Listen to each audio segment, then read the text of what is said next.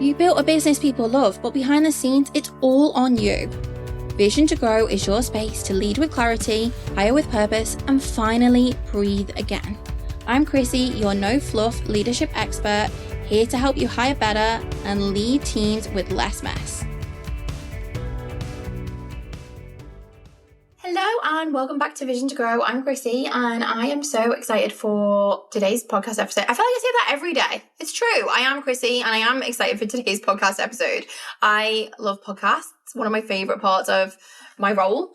I'm so happy to be the host of Vision to Grow, and I want to talk today about energetics, right? So if you listen to this podcast, I am all about your CEO role.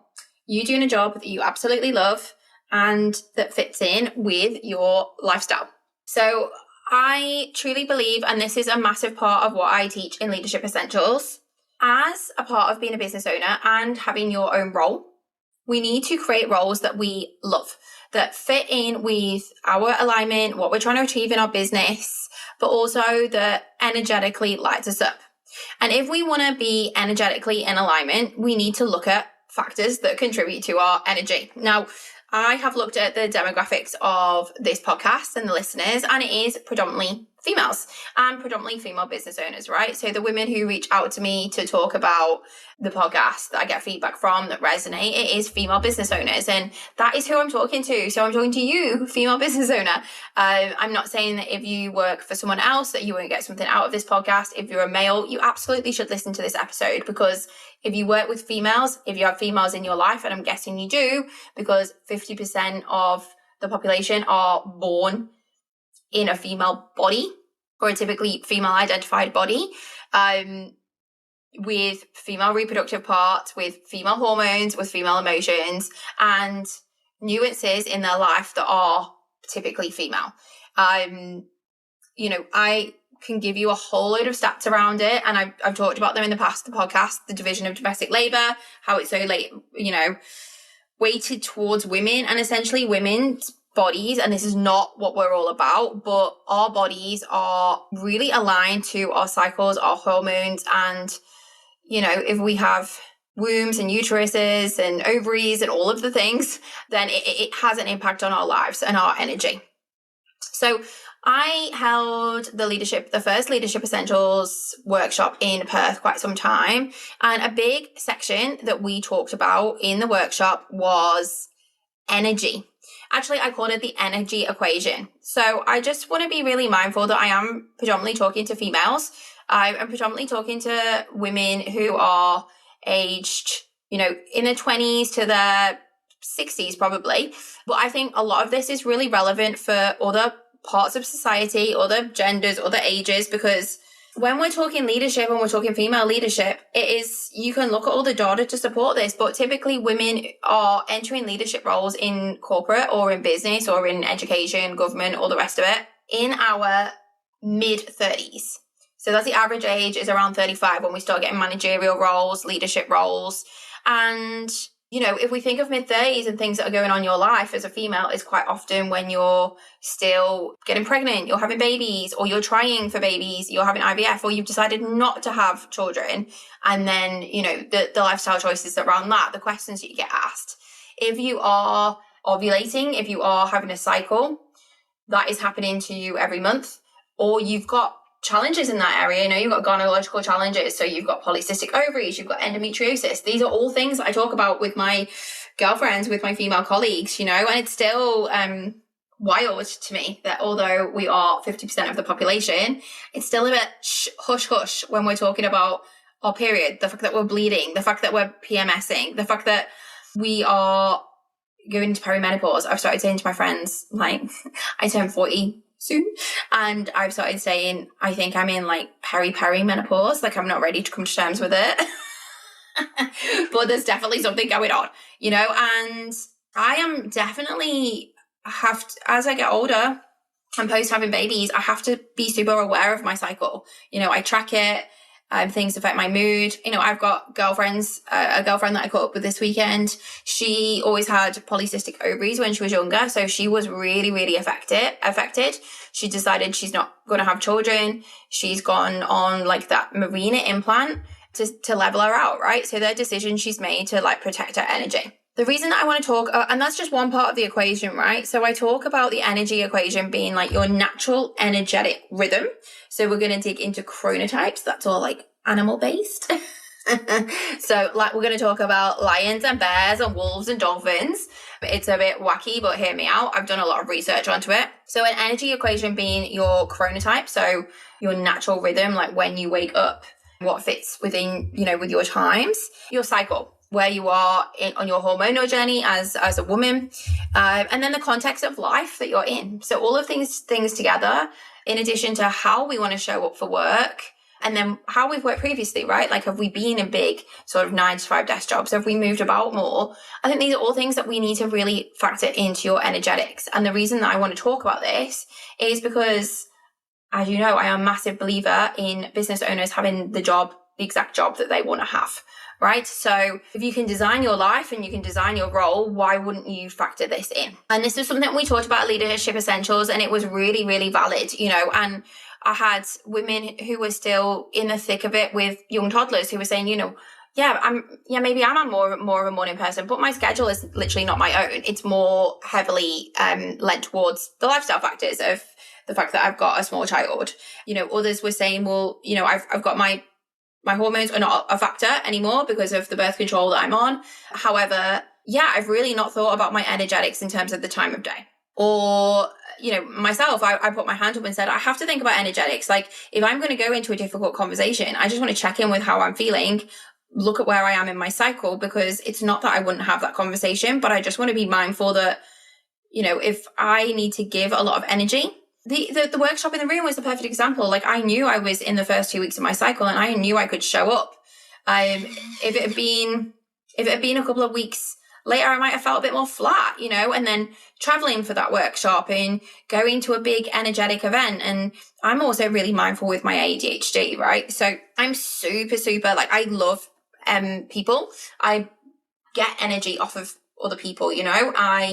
I feel such a massive buzz when I go to an event. I love walking into a room and not knowing anyone. I love talking in an event. But afterwards, I need to be quite protective of my energy because I feel quite like I give it my all and then I feel a little bit tired.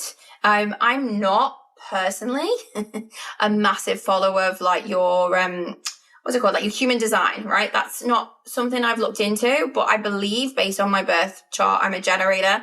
Doesn't sound like a generator to me from what I know, but you can tell me I'm wrong. I would love to hear that.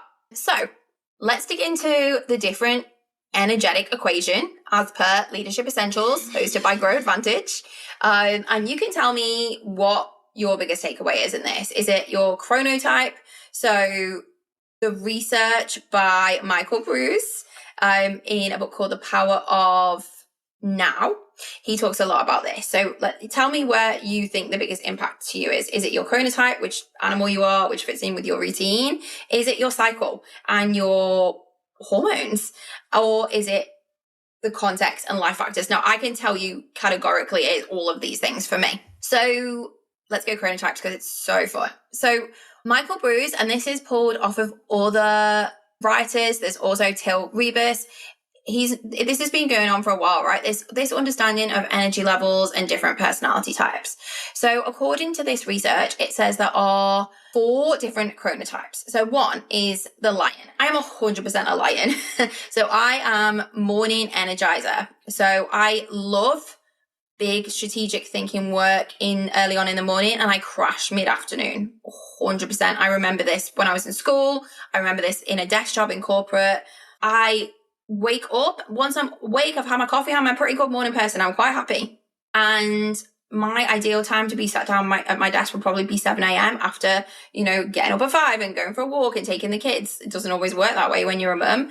But if I can front load my work to the strategic thinking, getting stuff done in the morning, and then because I am a people person, I quite like meetings in the afternoon, but my speech will start to gobble from about 3 p.m. So I have to front load my work in the morning. I get loads done.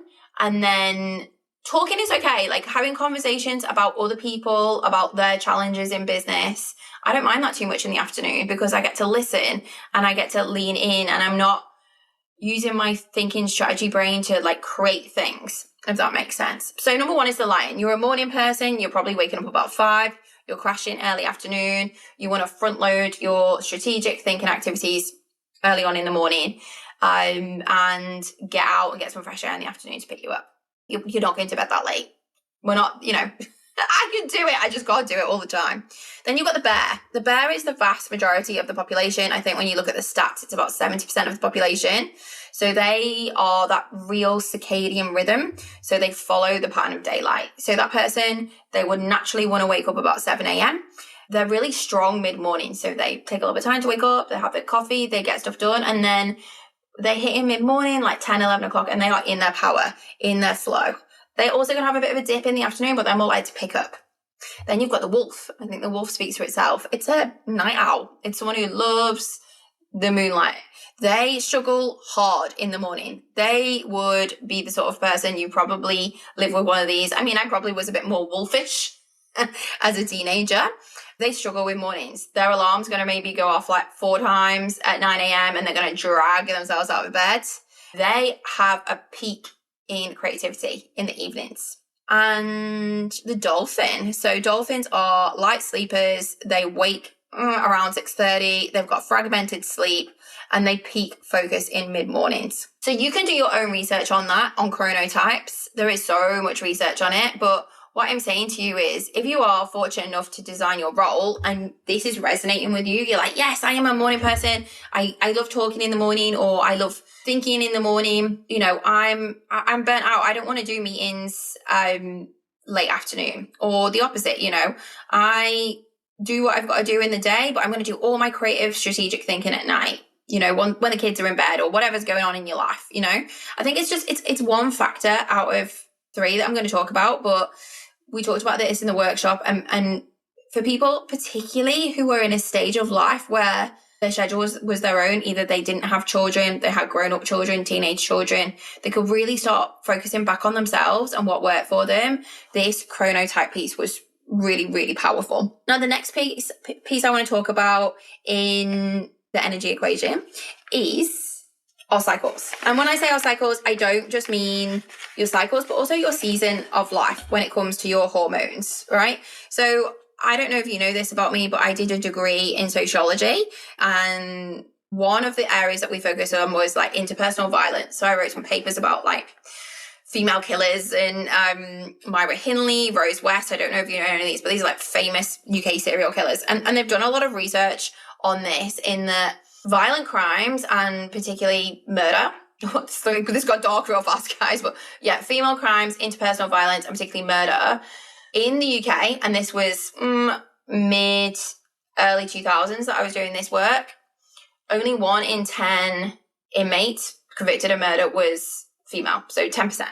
And there was a disproportionate amount of female killers that had killed either their partner, male or female, and their children, and particularly young children, right? And that was quite often connected to postnatal issues. That is called infanticide. Absolutely tragic, but that is, typically when women are most vulnerable and hormonal. So I've got some lovely stats here, but women are statistically more likely to commit impulsive crimes during PMS, right? Impulsive crimes. So like really reacting to your hormones, humans. And that is from the Forensic Psychiatry Journal of 2017.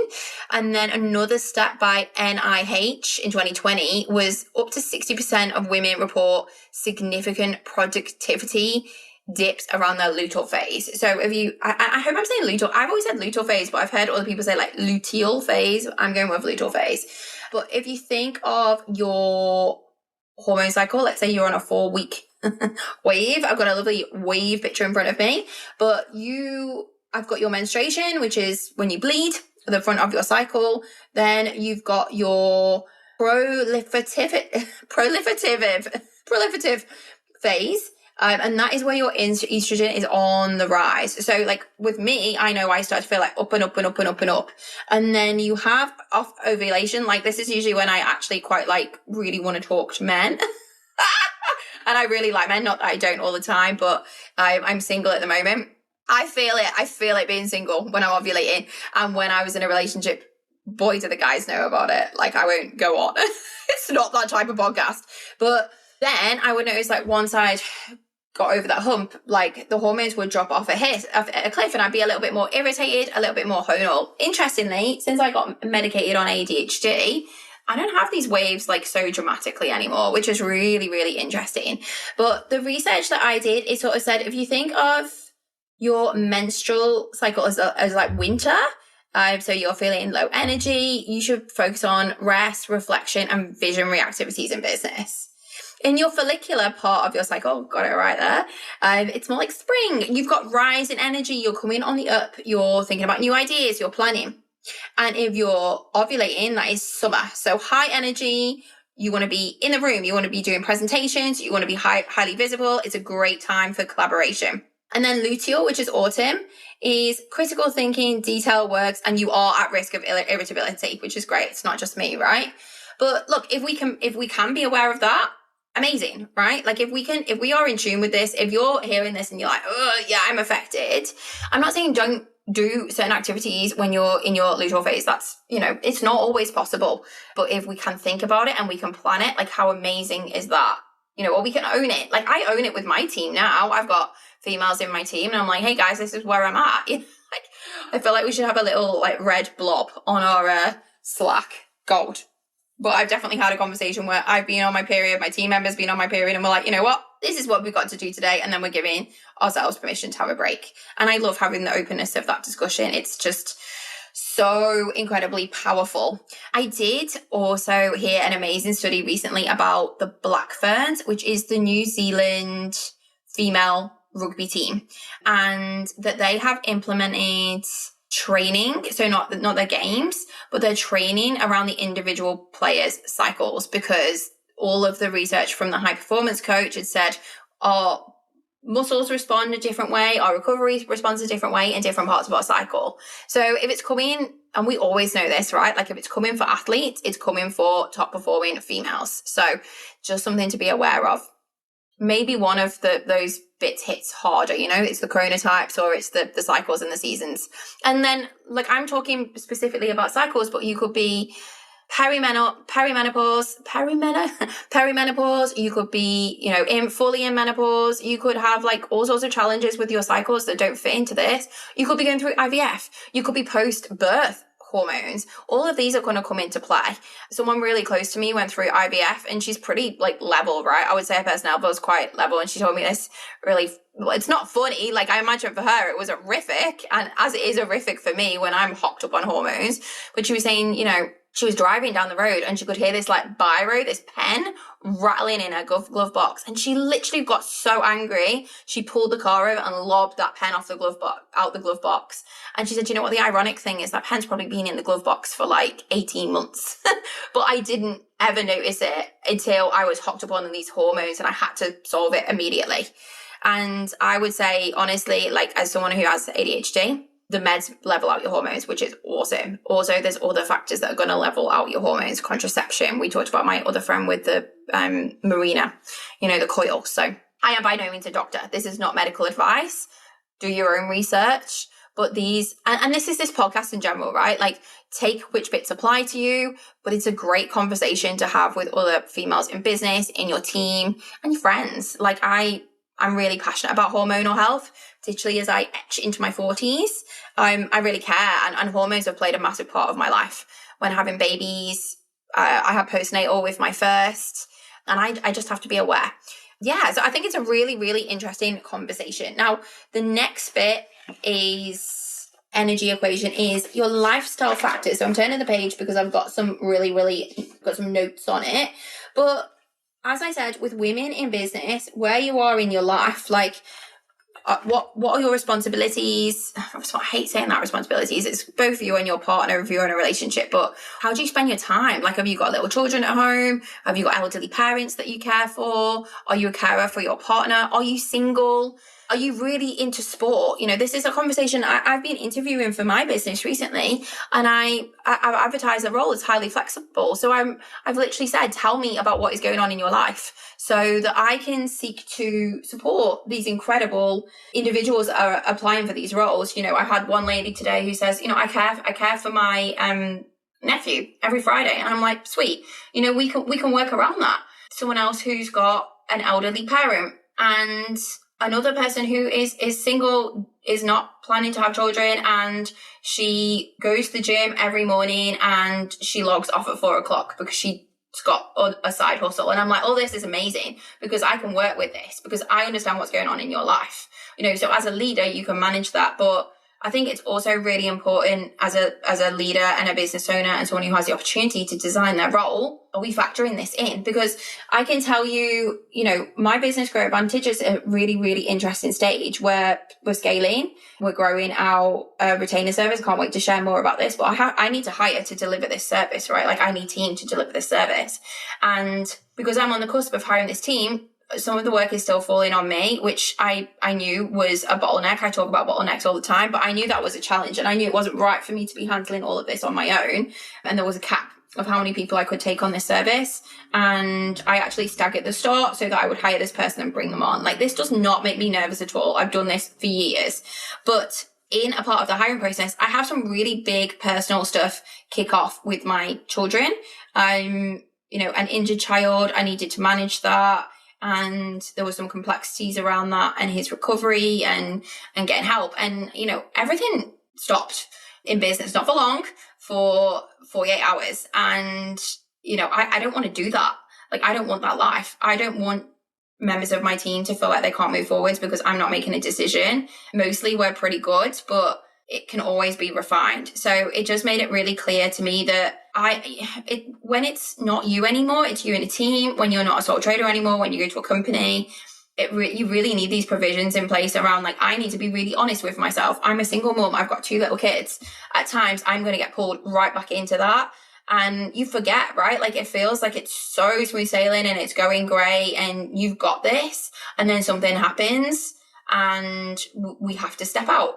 So it's made me even more confident and more sure that hiring team and growing team and also giving that to my team, you know, giving them that flexibility to fit around their lives, that is something that's so important to me. And let's be frank, this service that I'm offering, this new service, it's not one skill set, it's multiple skill sets, right? So it goes from people wanting to work with Chrissy to people wanting to work with Chrissy's vision and Chrissy's team, and then not even Chrissy, like, you know, Team Grow Advantage that all specialize in hiring, team leadership and operations. And I am so excited to take you on the journey with this. It is going to be incredible. The shiny new website, if it's not up now, it's going to be up in a week or so. So I will share that with you for sure. But I guess to recap on today's episode, you know, I really think energetics come into it. And, you know, the other huge thing that I probably would want to get a sleep expert to talk about this is, I think sleep is everything. I really, really, truly believe that. It's not something I talked about in Leadership Essentials, but I want to talk about it more. I was in an event in Perth and I met an amazing sleep specialist, and I would love to chat to her about where this comes in, you know, in terms of our energetics. But we can factor that in, right? Like, if we know our lifestyle factors are that we've got little babies at home and we've got broken sleep, you know, some days you just might need your sleep more than you need to show up for your business.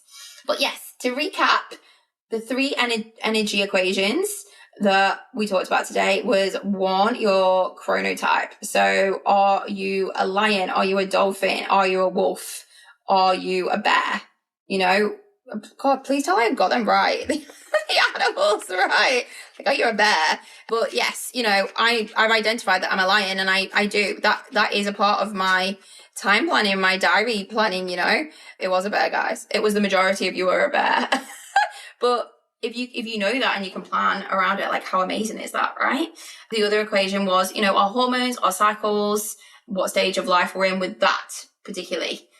I've listened to some amazing podcasts recently that really talk about hormones in the life cycle. But if it doesn't affect your life that much, then bloody fantastic. But if it does, it's worth just keeping an ear out for it, right? I love the story of the black ferns and their training. I think it's so incredibly powerful. And if we can do that for ourselves, how amazing. But also just have that conversation more, right? Like, if it feels uncomfortable, it's because the workplace, corporate, particularly corporates I've worked in, like I've worked in mining, oil and gas, I've worked in recruitment. The recruitment company I literally worked for was a man's name. And, you know, then I've gone into banking again, like male CEOs, male dominated. So if it feels uncomfortable when we're talking about our hormones in a work context, I would say that's why. And we have to remember we are 50% of the population. We're all going through this. And I think we need to be talking about this louder, personally. And then the other piece, of course, is your lifestyle factors. You know, what is going on in your life? Are you single? Are you partnered? Do you have children? Have you chosen not to have children? Are you maybe thinking of having children? Are you a carer? Have you got grandkids? Are you looking after an elderly parent? Because all of these things come into play. And if we can design our CEO roles that fit within our lives, how amazing. And then when you show up energetically in alignment, then you can pick the tasks that you do that fit with that, right? So I am truly about building businesses and lives that fit. And I also think that comes to your role. So let's leave it there for today with the energetics, but I would love to know what your takeaway was. Was it more so the energetics around your time of day and your productivity? Was it more around your hormones, or was it more around your lifestyle factors? And how amazing are we that, you know, and how amazing is it that we're in this modern day and we can talk about these things?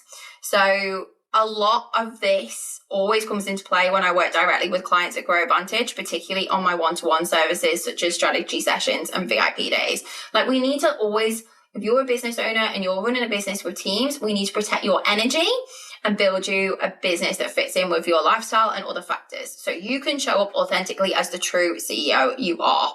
I will add some links about Leadership Essentials, which is the workshop where I talk about this in more detail. But if you want to work with me in a leadership capacity, and this is one tiny facet of it, I would love to have a chat to you. So I'm Chrissy L. Thank you so much for tuning into the Vision to Grow podcast, and I will catch you next time. Audience exclusive.